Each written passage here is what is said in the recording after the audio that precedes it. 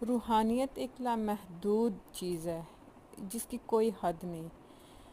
یہ اللہ تعالیٰ کی عطا کردہ ایک ایسی طاقت ہے کہ اس کی کوئی انتہا نہیں. انسان جب پوری دنیا سے بے نیاز ہو جاتا ہے، اللہ کا ہو کے رہ جاتا ہے اور اللہ تعالیٰ کے لیے وہ مصائب اور پریشانیوں پہ صبر کرتا ہے، تو اللہ تعالیٰ اس سے وہ مقام عطا کرتا ہے کوئی سوچ نہیں سکتا.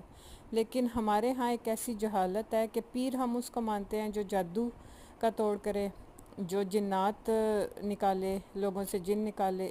پیر کا صرف ایک یہ کام رہ گیا، حالانکہ یہ حقیقت نہیں ہے. ہم نے اپنے پیر صاحب کے پاس جا کے یہ چیز دیکھی. یہ چیزیں بالکل ایسی ہیں جیسے ہو جاتی ہیں. بندہ جا کے بیٹھا ہے، اگر اس میں کوئی جادو یا کوئی جن ہے وہ ویسے ہی زائل ہو جائے گا اس کا وہ چیز. لیکن اصل پیر کا جو کام ہے وہ امت کی اصلاح ہے. ساری ساری رات ہمارے پیر صاحب امت کی اصلاح کے لیے روتے رہتے ہیں، دعائیں کرتے رہتے ہیں، غریبوں کو